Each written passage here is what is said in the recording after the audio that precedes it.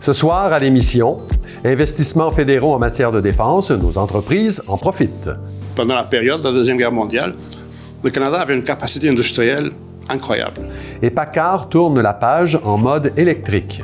Ceux qui viennent vers nous, ce sont des gens qui veulent électrifier.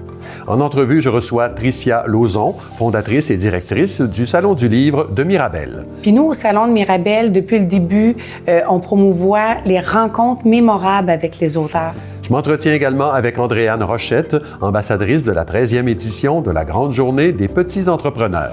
D'explorer finalement, ça ressemble à quoi mettre sur pied sa propre petite entreprise. Bienvenue à Accès Local.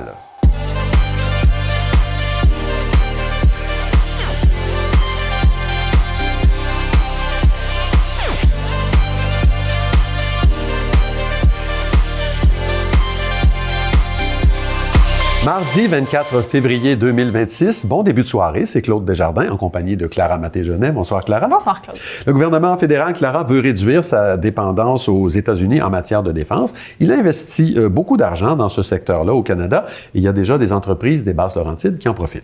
Oui Claude, donc la semaine dernière, 2 organisations des Basses-Laurentides ont reçu du financement par le biais du programme Développement économique Canada, soit l'entreprise de robotique Kinova à Boisbriand et le Centre des composites du Québec qui est affilié au Cégep de Saint-Jérôme en collaboration avec la compagnie d'usinage Pressimax. En tout, ce sont près de 3 millions de dollars qui ont été répartis entre les deux organisations provenant d'une enveloppe de 33 millions réservée pour les PME québécoises. L'objectif, c'est d'encourager les entreprises qui œuvrent dans les domaines de l'aérospatiale, de l'énergie et de la défense pour continuer à développer leur innovation, leur capacité industrielle et leur productivité. Ultimement, donc, c'est pour renforcer les forces armées canadiennes et s'assurer que le Canada ait une base industrielle forte.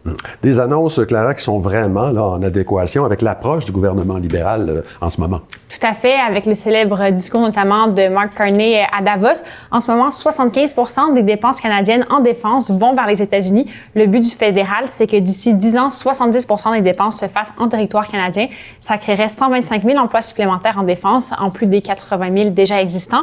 Donc, il y a vraiment une volonté de devenir souverain sur le plan de la défense du pays, de ne plus dépendre des États-Unis pour assurer sa protection, de rebâtir aussi cette force industrielle que le Canada a déjà eue, mais qu'il a perdue dans les dernières dizaines d'années. On écoute à ce sujet Carlos Letao, qui était de passage à Saint-Jérôme jeudi dernier dans le cadre de ces annonces. Monsieur Letao est député libéral pour la circonscription Marc-Aurèle-Fortin et secrétaire parlementaire de la ministre de l'Industrie. On l'a déjà fait au Canada. C'est pas la première fois. Juste avant la Deuxième Guerre mondiale et surtout pendant la période de la Deuxième Guerre mondiale, le Canada avait une capacité industrielle incroyable. On construisait des bateaux, on construisait des avions, des véhicules militaires. Et puis, au fil du temps, on a un peu perdu cette capacité industrielle-là. Là, nous avons tout à fait l'intention de rebâtir cette capacité industrielle-là. Cette nouvelle approche, on la retrouve aussi dans les ententes qui sont faites à l'international avec des nouveaux partenaires autres que les États-Unis. Au milieu du mois de février, le Canada était le premier pays non européen à adhérer officiellement au programme SAFE de l'autre côté de l'Atlantique. Qu'est-ce que ça implique pour le Canada? On écoute à nouveau M. Letao. Ça va faciliter l'accès des entreprises canadiennes aux contrats publics en Europe. Et aussi, ça va servir à faire des échanges de technologies entre les entreprises canadiennes et les entreprises européennes. Clara, on va revenir sur les annonces qui ont été faites ici. Qu'est-ce qu'on sait sur la façon dont cet argent-là va être dépensé? Alors, la première entreprise bénéficiaire, c'est Kinova à Boisbriand qui a reçu 2,5 millions de dollars. La compagnie est spécialisée en robotique avancée dans le secteur médical et spatial. 98% de sa production actuelle est exportée. Kinova est en pleine expansion, à une quarantaine de postes à combler dans ses bureaux de Boisbriand et souhaite rediriger une partie de sa production en défense. C'est ce que le gouvernement encourage les compagnies à faire, de développer de nouvelles technologies ou d'adapter des produits déjà existants pour répondre aux besoins de la défense. Et du même coup, pour être éligible au financement fédéral, le gouvernement s'est aussi engagé à accélérer le processus d'accréditation en défense des entreprises.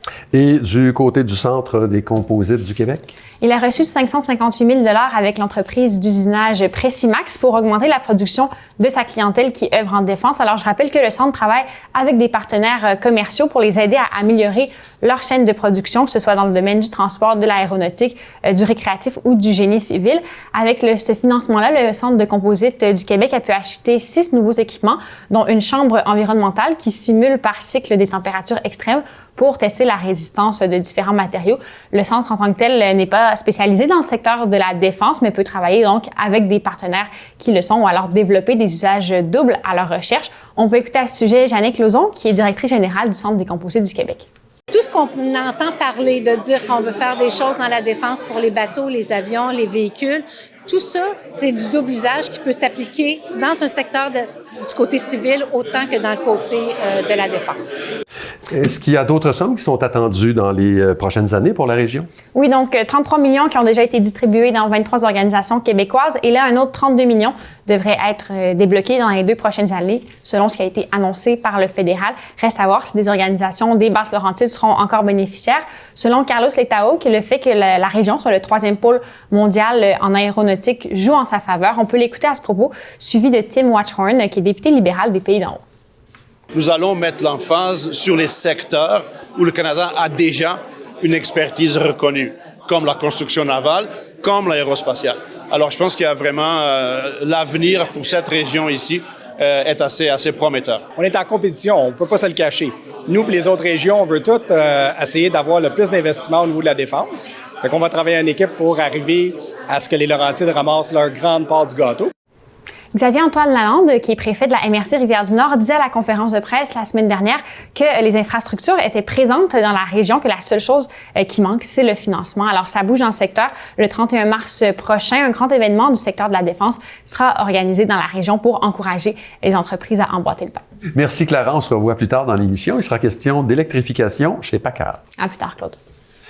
Le Calax L'Ancrage organise un marché féministe à l'occasion de la Journée internationale des droits des femmes, le dimanche 8 mars de 10h à 15h, à la Maison La Chaîne située à Sainte-Thérèse.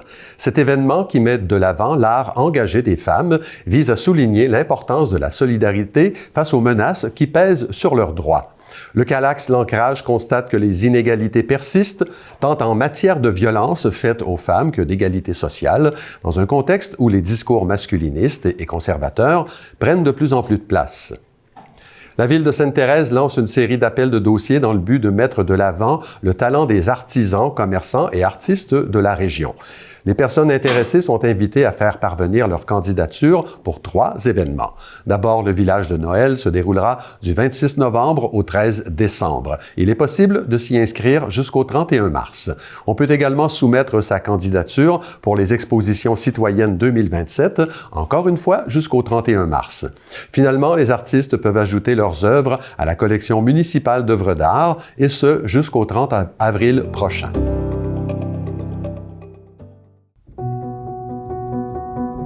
Étrangement, le français a mis très longtemps à s'implanter et à s'uniformiser en France. En effet, les différents dialectes, qu'on appelait patois, étaient parlés par un très grand nombre de sujets du roi de France. Quant au français, il était surtout concentré autour de Paris, puis Versailles, et invariablement parlé par les élites. En fait, il faudra attendre longtemps pour que le français supplante finalement toutes les variantes linguistiques et s'impose comme langue commune en France. Inversement, la Nouvelle-France a rapidement adopté le français comme vecteur de communication, et ce, en dépit des différents lieux de provenance des colons. À ce chapitre, il est possible que les filles du roi, majoritairement originaires de Paris, aient joué un rôle important dans cette uniformisation. Évidemment, la survie collective et les nécessités quotidiennes ne sont sûrement pas étrangers non plus à ce phénomène, de même que l'utilisation massive du français dans les ports du vieux pays. Ainsi, l'ensemble de la Nouvelle-France parlait français à la veille de la conquête de 1760. Les mouets et les toués, issus du français de Paris, étaient la prononciation courante dans la colonie, tout comme en France d'ailleurs. C'est aussi le cas de certains mots comme « asteur » ou « itou », qui sont depuis disparus du français de France. Toutefois, considérant la mixité des origines des colons, le français d'Amérique avait probablement ses propres codes qui commençaient déjà à le différencier de celui de la France. Avec la cassure entraînée par la conquête britannique, l'accent québécois et l'accent français, qui subit d'ailleurs les contre-coups de la Révolution, vont désormais évoluer en parallèle.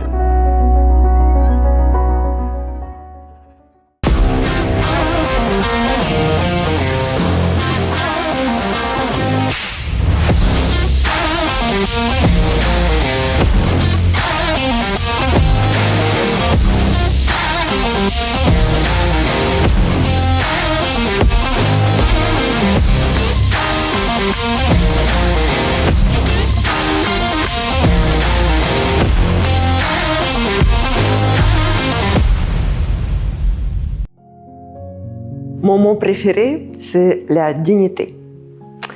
Parce que ça rentre dans mes valeurs professionnelles et personnelles. Et c'est ça qui manque pour plusieurs personnes dans plusieurs pays. Et c'est ça que les immigrants parfois cherchent ici au Québec. Ça c'est sécurité, la dignité.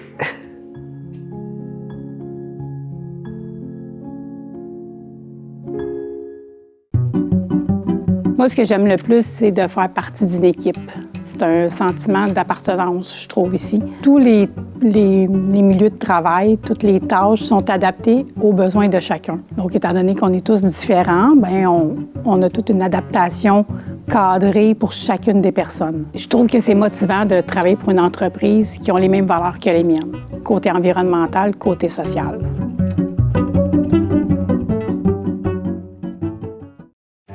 Bien sûr, on pourrait traduire le nom des compagnies comme Best Buy par Meilleur Achat, Toys R Us, Les jouets sont nous. Par contre, traduire certaines entreprises pourrait créer une certaine confusion. Prenons la compagnie Guess, qui en français donnerait Devine. Hey, je m'en vais magasiner chez Devine. Je sais pas. Devine. Simons? Non, Devine. Mais qu'est-ce que tu penses que je fais, là?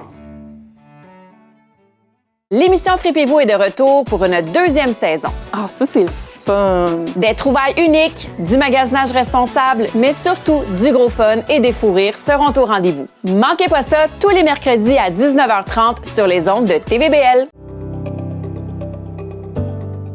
Le Salon du livre de Mirabel en sera à sa 6e édition durant la fin de semaine du 1er au 3 mai au Centre culturel Val d'Espoir. Pour en parler, je reçois celle qui a créé cet événement de toutes pièces, Tricia Lauzon, qui est aussi autrice et éditrice. Bonsoir Tricia. Bonsoir Claude. Alors, on annonce une édition record cette année en termes d'inscription. Alors, faites-nous un peu le portrait de ce qui nous attend. Bien, premièrement, déjà l'année passée, on annonçait plus de 80 auteurs, mais quand avec les éditeurs, on voit les auteurs qui se présentent avec les éditeurs, on était monté à 120. Ouais. Cette année, on a dû couper les tables en deux pour qu'on puisse avoir 2 fois plus d'auteurs. On avait beaucoup de demandes. Mm-hmm. Et à chaque année, les visiteurs, on voit que ça s'en va en augmentant. Ouais. Et cette année, pour une première, on va avoir des écoles qui vont venir le vendredi aussi. Une centaine d'enfants le vendredi. On est rendu à plus de 300. Plus de 300. Puis on a encore...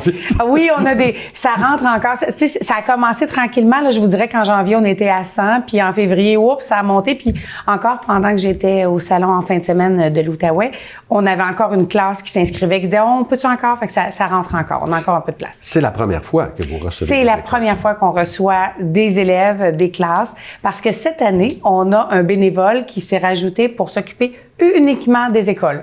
Donc, c'est notre coordonnateur aux écoles. Marc Etier fait vraiment un travail extraordinaire. Puis, et vous en avez l'air vraiment très contente. Pourquoi c'est important pour vous que les enfants viennent au salon? C'est la façon de promouvoir la culture pour les jeunes. Tu sais, à cette heure, ils peuvent tellement tout avoir sur leur tablette, sur leur téléphone et tout, mais de rencontrer les gens.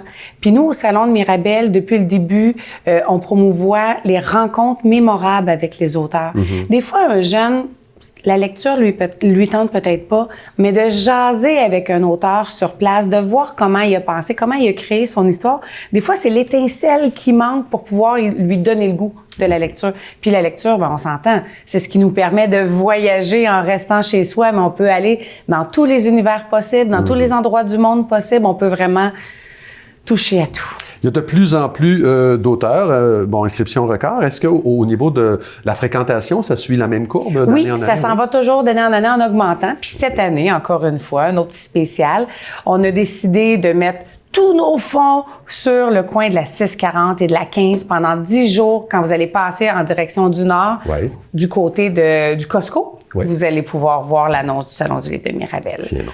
Moi, je me souviens de la première édition. Oui. Ça s'était tenu dans le mail d'un centre commercial à Mirabel. Oui, exactement. C'était en pleine pandémie. Oui. L'année suivante, vous étiez installé au Centre culturel Val d'Espoir. On dirait que c'est devenu votre maison, mais est-ce qu'elle va être assez grande, étant donné là, que vous avez de plus en plus d'auteurs? Je ne peux pas trop vous vendre le punch, mais on travaille pour que 2027, on ait une salle qui va être 2 fois plus grande. 2 fois plus grande, oui. Parce qu'il y a 2 fois plus d'auteurs. Il y a 2 fois plus d'auteurs, puis on espère avoir 2 fois fois plus de visiteurs aussi. Ben oui. Et, bon, évidemment, un salon comme celui-là permet toutes ces rencontres directes, vous le disiez, entre les lecteurs et celles et ceux qui écrivent des livres. Il y aura aussi de l'animation. Quel est le programme? Oui. Donc, on a aussi des illustrateurs. Ouais. Donc, le vendredi, Patrick Blanchette, qui est un auteur-illustrateur de la grosse collection Aube, va être là pour recevoir justement les jeunes. Quand les gens vont passer, il va leur faire des dessins en direct. On va avoir conférence de Marthe Laverdière. Elle est venue l'année passée. Elle a fait une demi-journée l'année passée. Elle a tellement aimé que là, cette année, elle vient 2 jours. Donc, elle va faire une belle conférence. Et elle fait dans le roman historique aussi. Elle fait dans le roman historique et le côté, jardinage aussi, mais oui, elle a du roman historique. On a Luc Desilets qui va avoir aussi une nouveauté qui va sortir au mois de mai. Fait qu'on se croise les doigts qu'il puisse l'avoir pour le salon. Texte et photos ou un autre roman? Ou... Ah là, c'est pas moi, c'est ma vice-présidente qui a parlé avec Luc Desilets. Fait que là, cette partie-là, je le sais pas. Ça sera une surprise. Ça va être une belle surprise. On va avoir notre auteure vedette qui vient de la Gaspésie, celle qui a 2 de ses livres qui sont rendus des best-sellers, donc avec les chiens qui racontent leur histoire. Fait qu'elle nous fait sa conférence, sauf que cette année, elle a une histoire avec des animaux fantastiques. Fait qu'au lieu de nous faire une conférence sur les chiens, elle va nous faire une conférence sur les animaux fantastiques. Fait que ça, c'est vraiment intéressant. On va avoir aussi, c'est en train de se confirmer, probablement France Lorrain aussi qui va être présente avec aussi des romans d'époque. Il y a plusieurs séries, donc ça vaut la peine de venir la rencontrer. Mais sur place, vous allez avoir, on espère, pas loin de 150 auteurs qui vont être là pour pouvoir parler de leurs livres, de leurs projets de vie. Ça vaut tellement la peine de jaser avec chacun individuellement. On sait qu'on peut pas tout acheter, mais on peut jaser avec chacun, par exemple. Voilà. En terminant, je rappelle que le 6e Salon du livre de Mirabel sera présenté les 1, 2 et 3 mai au Centre culturel Val d'Espoir. Tricia Lauzon, toujours un plaisir. Merci, Claude. La Ville de Saint-Jérôme annonce la conclusion d'une entente avec l'École des entrepreneurs du Québec.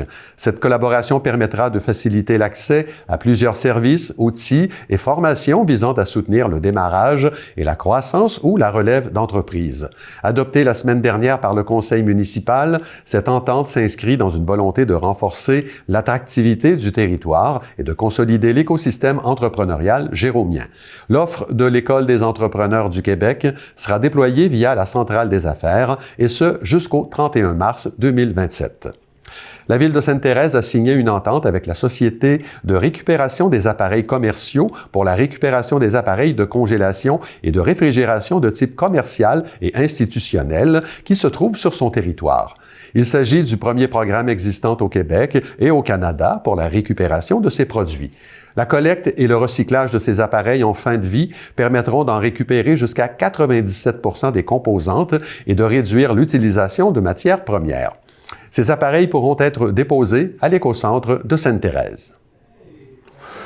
Garde, il y a eu un petit... J'espère qu'il en reprendra pas parce que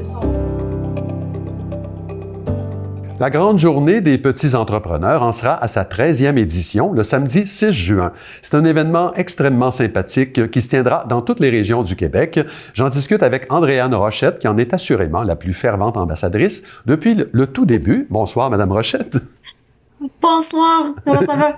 Ça va bien, merci. C'est un événement qui a largement fait ses preuves depuis sa création en 2014. Et puisque vous en êtes la porte-parole, je vais quand même vous laisser nous le présenter et nous dire peut-être pourquoi votre engagement demeure depuis toutes ces années.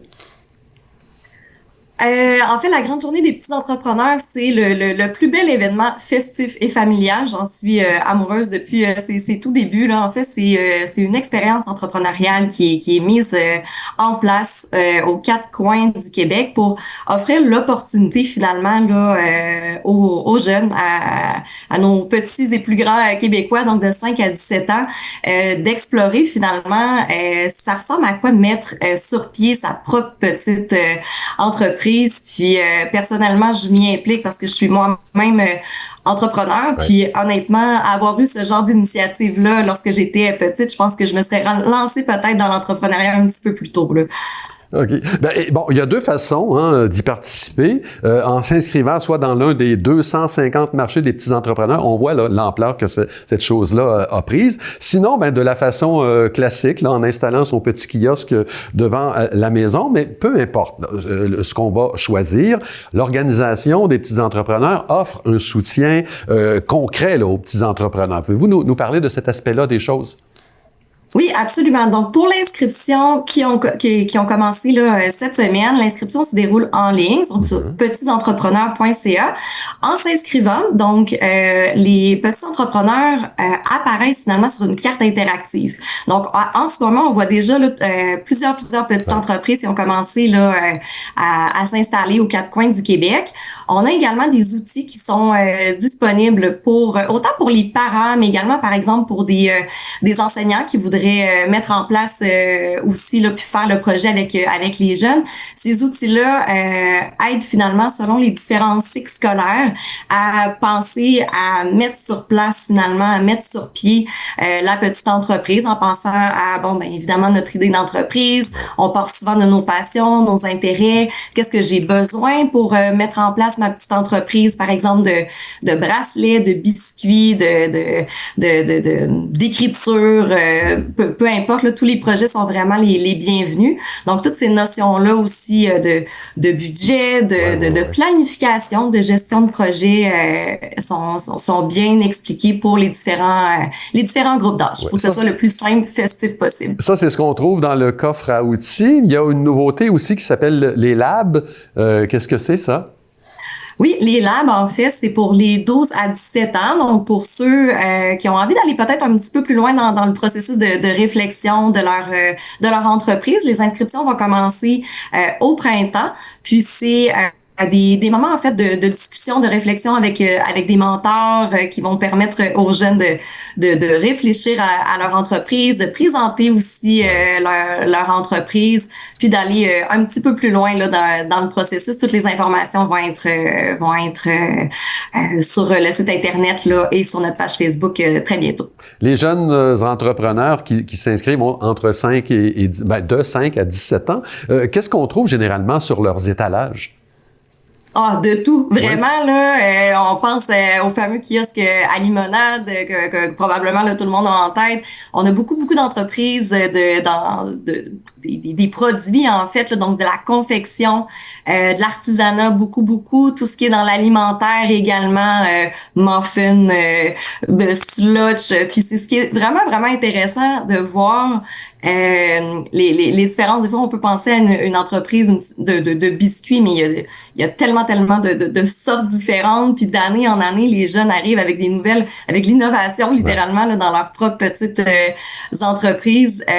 Puis changent la saveur ou le type le type de biscuit, par exemple, qu'ils vont vendre selon ce que les clients souhaitent puis veulent aussi. Qui a vendu le plus lors de leur première participation, parce que la plupart des jeunes reparticipent. Là, c'est pratiquement 99% des jeunes qui participent d'édition en édition et qui arrivent avec des nouvelles idées, des nouvelles créations. Là, c'est extraordinaire, vraiment. Il nous reste très peu de temps, mais je vous ai entendu dire dans une autre entrevue que peu importe qu'on devienne ou non entrepreneur, il y a des leçons, des enseignements à retirer d'une participation à cette journée-là. Quels sont-ils, selon vous?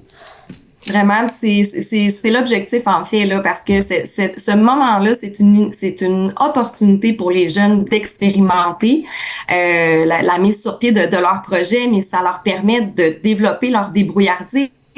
Évidemment, leur créativité, leur sens des responsabilités aussi. Là, faut voir ça vraiment plus. Faut voir ça au-delà du projet ou du produit ou du service même qui va être vendu. C'est des notions qui vont suivre les jeunes tout au long de leur parcours, puis la fierté qu'on voit également dans les yeux des jeunes, des parents aussi, puis de la famille, des clients qui viennent encourager, là, c'est absolument extraordinaire. On a également là, la semaine de relâche qui s'en vient, fait que c'est vraiment un super de beau projet à commencer à réfléchir en famille. Là. Alors donc, il faut s'inscrire. Cette journée-là se déroule le 6 juin. Andréane Rochette, merci beaucoup d'avoir été avec nous.